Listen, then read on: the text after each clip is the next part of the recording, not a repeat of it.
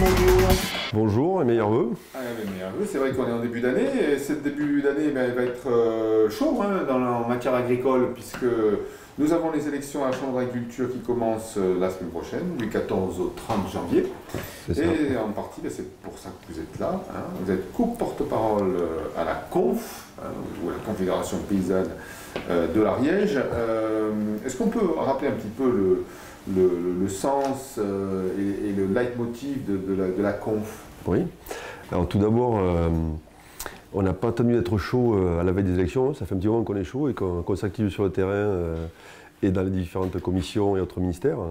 La Confédération paysanne, on défend ce qu'on appelle une agriculture paysanne, c'est-à-dire une agriculture qui est proche à taille humaine, pour produire des produits de qualité dans un environnement préservé et surtout avec un maximum de paysans. C'est quand même ça qui nous inquiète parce que depuis les dernières élections, on a dû perdre quelque chose comme 30% des électeurs.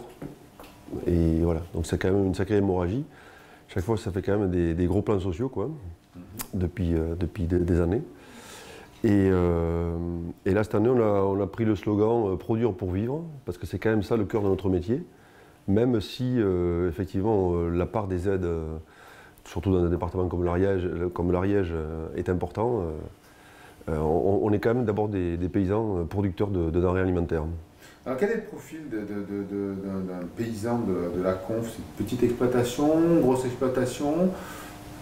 Alors, notre avantage, c'est que justement, il n'y a pas de profil type, on est très, très diversifié.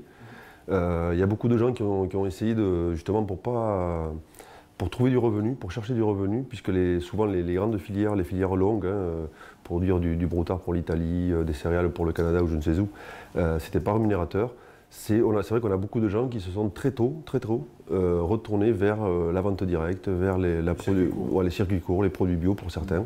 Donc c'est vrai qu'on a quand même une certaine expertise là-dedans, mais on a aussi des gens qui sont en circuit tout à fait classique.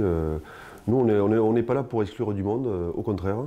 Vu les défis qui s'offrent à nous, là, il y a plus de la moitié des paysans qui auront à l'horizon 2020 plus de 55 ans et qui n'auront pas de repreneur. Donc ça c'est quand même, si on veut installer des gens, il va falloir se retrousser les manches et pas faire trop de tri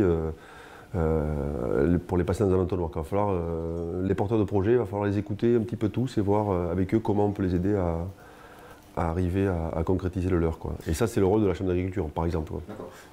Pour revenir justement à la Chambre d'agriculture, donc dans la compétition, vous avez en face de vous la FNSEA et les JA, qui sont quand même le gros du panier en agriculture en France et en France, oui.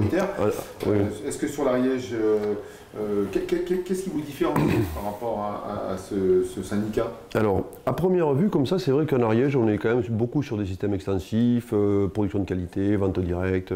On pourrait se dire que finalement, on est à peu près tous pareils. Ce qui n'est pas faux, effectivement. L'agriculture paysanne, on la retrouve à peu près dans toutes les fermes d'Ariège, à quelques exceptions près.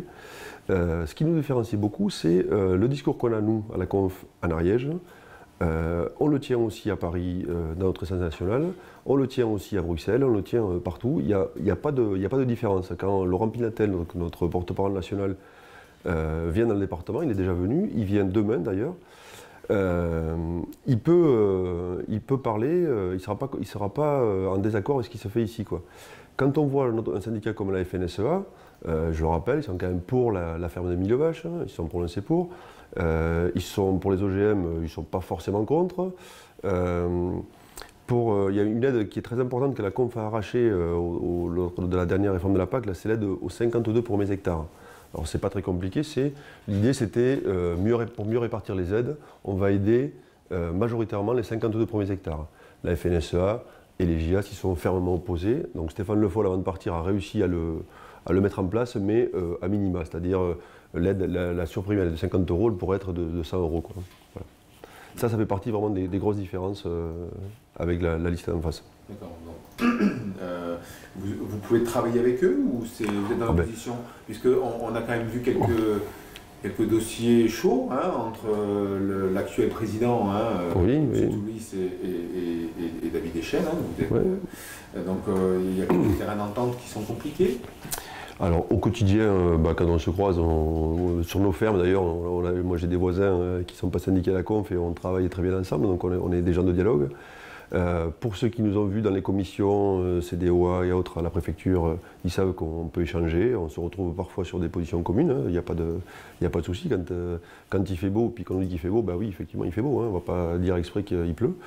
Par contre, oui, il y a quelques fondamentaux sur lesquels on ne sera jamais d'accord. Sur l'optimisation des aides, quand on sait que c'est une enveloppe qui est fermée au niveau national et départemental, si tout le monde optimise, forcément, à la fin de l'année, il en manque pour certains, quoi. Donc, il y a toujours quand même, en gros, 80% des aides qui vont à 20% des paysans, schématisant un peu. Là-dessus, on ne sera jamais d'accord, effectivement. Alors, la Confédération n'est pas une confédération d'agriculteurs bio, vous le précisiez tout à l'heure, même si, a priori, vous me disiez en préalable que 80% de vos adhérents faisaient du bio, plus ou moins. De la liste, pardon, de la liste. De la liste, voilà. Oui. Est-ce que le dossier pesticides vous différencie aussi, ou est-ce que... Alors, si on prend tous les dossiers un par un, on va se différencier. Nous, ce qu'on dit sur les pesticides, sur le glyphosate en particulier, parce que c'est lui qui est pointé en ce moment, c'est qu'il va falloir en sortir, il n'y a pas 36 solutions. Effectivement, c'est un produit qui est dangereux, à commencer pour les agriculteurs eux-mêmes qui s'en servent, donc c'est dangereux. Après, les agriculteurs, ils ne se lèvent pas le matin en se disant « chouette, je vais traiter au glyphosate mon champ ». C'est un système plus global, c'est la politique agricole commune, qui met en concurrence des gens et qui, pour être compétitif, entre guillemets, sont obligés d'avoir certaines pratiques, dont l'utilisation des pesticides. Mais si on refond le système un petit peu, il y aura peut-être moyen de s'en passer. Et on est là aussi, alors on n'est pas là pour montrer du doigt Pierre, Paul ou Jacques, pour culpabiliser certains, on est là pour accompagner un petit peu tout le monde et voir comment la fameuse transition, comment est-ce qu'elle est possible, quoi. Pas énergétique, c'est là, c'est la transition écologique. Voilà, mais c'est touché aussi. Alors, les élections, c'est bientôt. Vous avez, j'imagine que vous avez un roadshow, vous avez vu un petit peu dans le Couserans. Est-ce que vous avez une soirée, un dernier baroud d'honneur? Alors, il n'y a pas de baroud d'honneur, nous.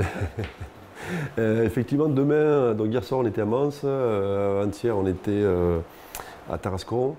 Et ce vendredi 11 janvier, donc effectivement, Laurent Pinatel, notre porte-parole national, viendra en Ariège. Donc, il était venu à Exeter, mon colloque sur la montagne, avec Stéphane Le Foll d'ailleurs. Il est venu sur la manif Prédation en décembre dernier, enfin 2017 à Pamiers.